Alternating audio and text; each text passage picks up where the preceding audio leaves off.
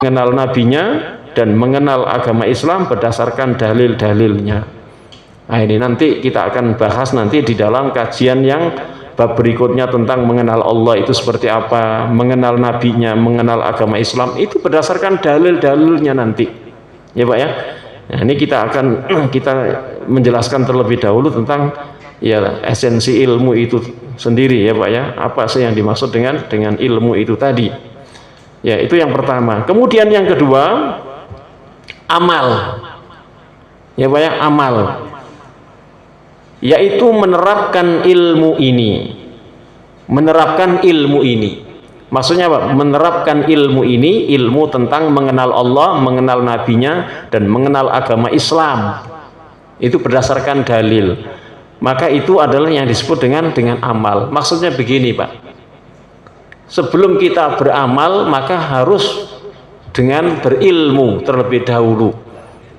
Ya Pak ya, makanya dalam kajian kitabnya Imam Bukhari, ya dalam kajian kitabnya Imam Bukhari, dalam kitab Sahih Bukhari itu kan diberikan penjelasan terlebih dahulu oleh beliau tentang ya di dalam apa namanya mengamalkan agama itu kan harus berdasarkan dalil. Makanya kemudian beliau membuat satu bab al-ilmu qoblal qaul wal amal. Ya Pak ya, anak ulang lagi, Imam Bukhari itu membuat satu kitab, dalam satu babnya itu ada yang disebut dengan al-ilmu qoblal qaul wal amal. Berilmu sebelum berkata dan beramal. Di dalam agama Islam ini, ya Pak ya. Jadi kalau kita itu melangkah di dalam agama Islam ini, ya Pak ya, itu adalah apa? Al-ilmu, berilmu terlebih dahulu, qoblal qaul wal amal. Sebelum berkata dan beramal. Ya Pak ya. Jadi jangan asal kita itu berkata tentang urusan agama, jangan juga asal kita ini beramal di dalam urusan agama tanpa didasari dengan ilmu. Itu akan selalu terkait, ya Pak ya. Namanya ilmu itu dengan amal itu akan terkait. Atau orang itu hanya berilmu saja umpamanya. Wah, saya cuma berilmu saja, tapi saya nggak mau beramal. Ya Pak, yang seperti ini nggak boleh. Ada orang yang juga sebaliknya, saya rajin amal saja, tapi tidak mau berilmu. Ya, nggak mau mempelajari terlebih dahulu. Gampangnya apa? Ya sudah, saya ikuti orang-orang itu saja. Istilah orang Jawa, pasrah bongkoan saja. Ya, ini juga nggak boleh Pak, karena dua-duanya itu menjadikan sesuatu yang wajib Pak ya. Pertama mempelajari ilmu, yang kedua kemudian mengamalkan ilmu. Ya Pak ya, itu dua-duanya wajib. Makanya kalau salah satunya ada seorang muslim yang cuman dia rajin beramal tapi kemudian dia tidak berdasarkan ilmu amalnya, maka inilah yang kemudian seperti orang Nasrani Pak. Orang Nasrani itu rajin mengamalkan agamanya tapi tidak berdasarkan ilmu mereka itu Pak. Jadi orang Nasrani itu rajin mengamalkan agamanya, ketika mereka itu rajin tapi mereka tidak berdasarkan di atas ilmu. Tapi apa? Mereka itu berada di atas doktrin para rahib-rahib dan pendeta-pendeta mereka. Nah, orang Islam nggak boleh sama dengan mereka Pak. Makanya ada seorang imam, Sufyan bin Uyainah namanya Pak. Salah satu gurunya Imam Syafi'i ketika Imam Syafi'i itu masih kecil sekali, itu berada di Mekah. Sebelum mengenal Imam Malik yang ada di Madinah, Imam Syafi'i itu dibawa oleh ibunya dari Askolan, Gaza, ya Pak ya. Itu kemudian ke Mekah. Nah, di Mekah itu dikenalkan dengan seorang Imam Sufyan bin Uyainah. Itu gurunya Imam Syafi'i ketika berada di Mekah. Baru setelahnya habis gurunya di Mekah, nah baru kemudian ke Madinah. Itu Imam Syafi'i. Nah, Imam Sufyan bin Uyainah ini pernah mengatakan, man fasada min ubadina fafihi syabbahu minan nasara. Man fasada min ubadina, barang siapa yang rusak dari ahli ibadah kami, fafihi syabbahu minan nasara, maka padanya nanti mirip dengan orang Nasrani. Apa maksudnya, Pak? Maksudnya ini kemudian dijelaskan oleh banyak para ulama. Salah satunya pernah Anda baca dalam kitab Syarah Usul Salasa, ada syarahnya dalam kitab Usul Salasa itu oleh Syekh Shalih Al Utsaimin. Beliau mengatakan begini, yang dimaksudkan perkataan Imam Sufyan bin Uyainah tadi, man amila bila ilmin faqad syabahun nasara, barang siapa yang mengamalkan agama tanpa didasari dengan ilmu, maka tidak ubahnya seperti orang Nasrani. Itu yang dimaksudkan, Mbak. Jadi orang Islam itu ketika mengamalkan agama, maka agama itu harus di atas ilmu. Kalau enggak nanti tasabuh dengan orang Nasrani, mirip dengan orang Nasrani. Ya, Pak ya? Nah, begitu juga sebaliknya, ada orang yang mereka mengetahui ilmu tapi tidak mau mengamalkan. Nah, ini juga tidak dibolehkan. Ya, Pak ya, karena nanti kata Imam Sufyan bin Uyainah mirip dengan orang Yahudi. Ya, Pak ya, mirip dengan orang Yahudi. Apa kata Imam Sufyan bin Uyainah? Man fasada min ulama'ina fa fihi syabbahum minal yahud, barang siapa yang rusak dari ulama kami, maka nanti padanya mirip dengan orang Yahudi. Maksudnya man alima walam ya'mal faqad syabahul yahud, barang siapa yang berilmu, yang mengetahui sebuah ilmu, lalu kemudian dia tidak mengamalkan ilmunya, maka tidak ubahnya seperti orang Yahudi. Ya, Pak ya, orang Islam ini sudah tahu, oh ini loh tauhid, lawannya syirik, tapi dia tidak mau memisahkan antara tauhid dengan syirik. Ya, dia berusaha bertauhid, tapi di sisi lain dia juga melakukan perbuatan syirik. Orang itu juga tahu ini sunnah, ya Pak ya, sunnahnya Nabi, ajarannya begini berdasarkan Nabi. Ya, lawan sunnah itu apa kata Nabi? Perbuatan bid'ah. Maka orang itu kemudian tidak mau memisahkan antara sunnah itu dengan bid'ah, karena ini selalu dua kutub yang berlawanan, Pak.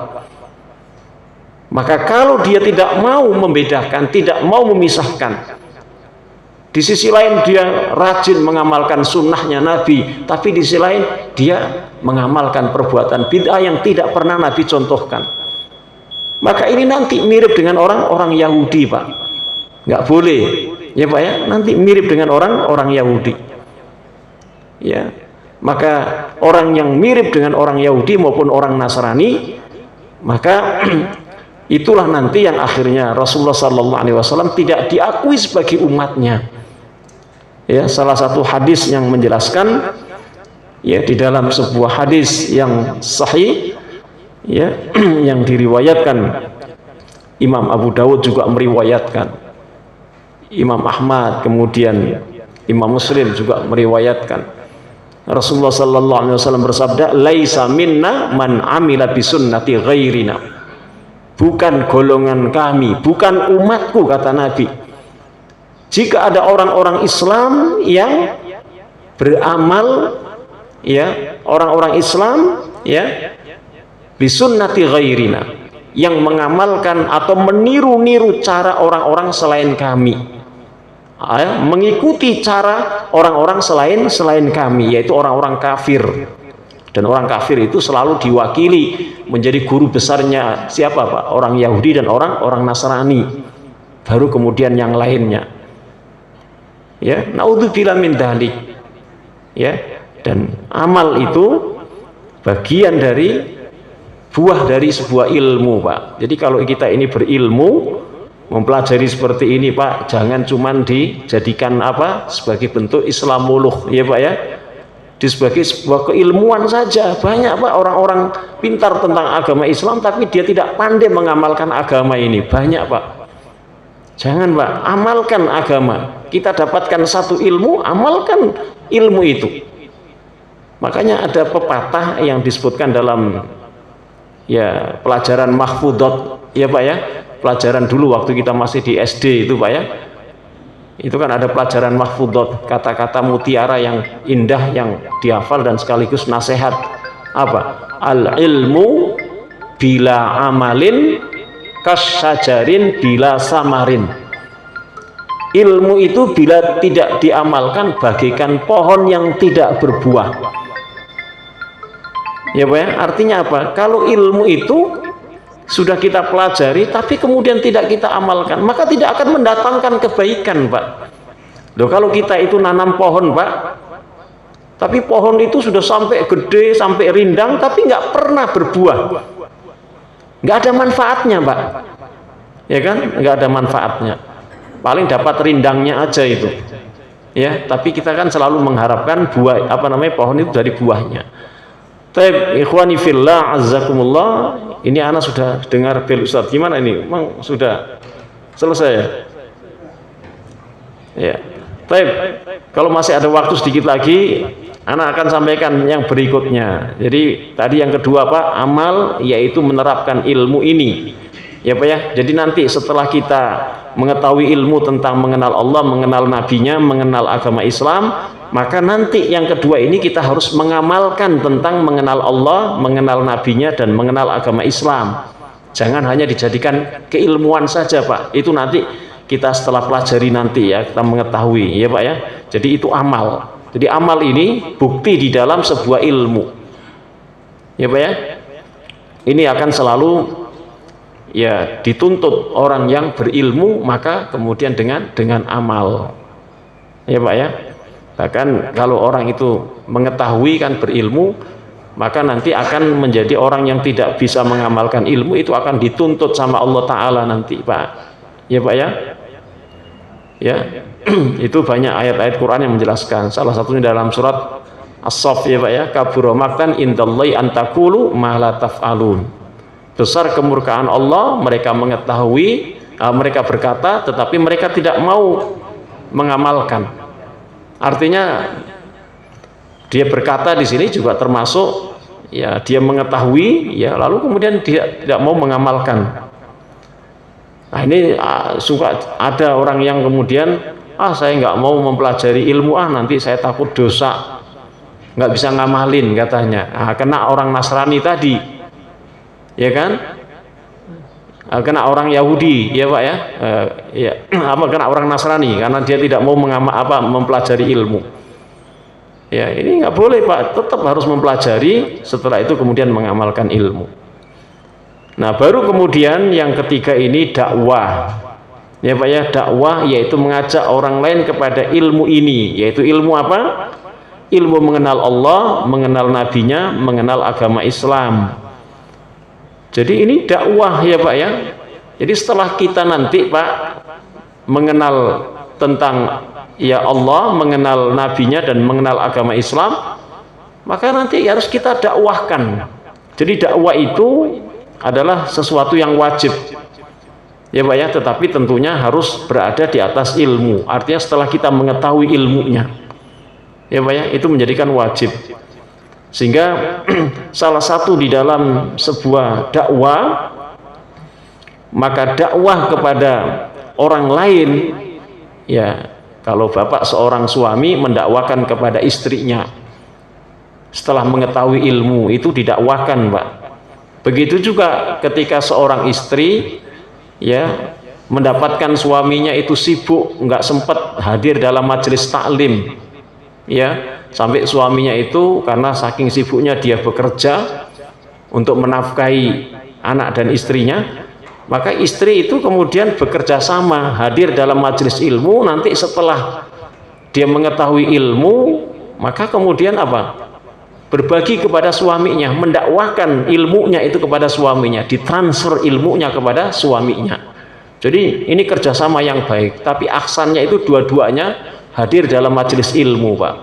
Tapi kalau salah satunya, karena biasanya kan suami ini sibuk kerja ya Pak ya, suami ini sibuk kerja ya, sehingga tidak sempat dia mempelajari ilmu, maka istrinya lah yang kemudian mempelajari ilmu, nanti kemudian mentransfer ilmu kepada suaminya.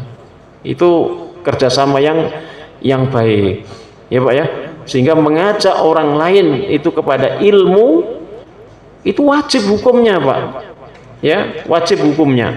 Jadi ketika kita itu mengajak orang lain, berdakwah kepada orang lain, itu wajib harus di atas ilmu. Apa dalilnya, Pak? Dalilnya Bapak bisa lihat di dalam surat Yusuf ayat 108. Jadi kalau kita itu mengajak kepada orang lain, berdakwah kepada orang lain, ya termasuk mengajak untuk mengenal Allah, mengajak mengenal agama Islam, mengenal Nabi Muhammad SAW, maka itu harus di atas ilmu. Dalilnya itu ya disebutkan di dalam surat Yusuf ayat yang ke-108. Ya. Ini disebutkan di dalam surat Yusuf ayat 108. Bapak bisa lihat. A'udzubillahi samil alim minasyaitonir rajim. Qul hadhihi sabili ad'u ilallahi ala basirah ana wa manittaba'ani wa subhanallah wa ma ana minal musyrikin. Ya Pak ya. Qul hadhihi sabili, katakan inilah jalanku. Ad'u ilallah, aku berdakwah kepada Allah. Maksudnya apa? Aku diperintahkan untuk berdakwah ya oleh Allah Ta'ala, menyampaikan di dalam dakwah ini ya tentunya apa? Ala basirah, di atas basirah. Apa basirah di sini? Kata Al-Hafidh Ibnu Katsir ya, ala basirah ay ala ilmin, di atas ilmu ya Pak, di atas ilmu. Ana wa manittaba'ani wa subhanallah, aku dan orang-orang yang mengikuti aku, wa subhanallah, dan maha suci Allah, wa ma'ana minal musyrikin, dan aku tidak termasuk orang-orang yang musyrik. Ini dalilnya Pak. Jadi kita disuruh berdakwah, dan dakwah itu tentunya harus di atas ilmu ya Pak ya. Dakwah itu harus di atas ilmu. Kalau dakwah tidak di atas ilmu, maka kita tidak boleh berdakwah. Makanya ketika ada hadis yang sahih yang menjelaskan balighu anni walau ayat, sampaikan ya dakwah itu meskipun hanya satu ayat saja. Nah, satu ayat saja itu bukan berarti asal ayat sampaikan ya, tetapi kita mengetahui tentang ayat itu apa yang dimaksudkan ya di dalam ayat itu. Nah, ini basirah namanya Pak ya, ini namanya basirah. Jadi harus di atas ilmu. Makanya disebutkan dalam surat Fatir ayat 28, sesungguhnya orang yang paling takut dari hambanya Allah itu adalah mereka orang yang disebut ulama. Innama yakhshallah min ibadihi al ulama. Sesungguhnya orang yang paling takut dari hambanya ya, yaitu apa? Al ulama. Ulama Pak, orang yang memiliki ilmu, termasuk pada saat orang itu berdakwah ya Pak, harus di atas ilmu.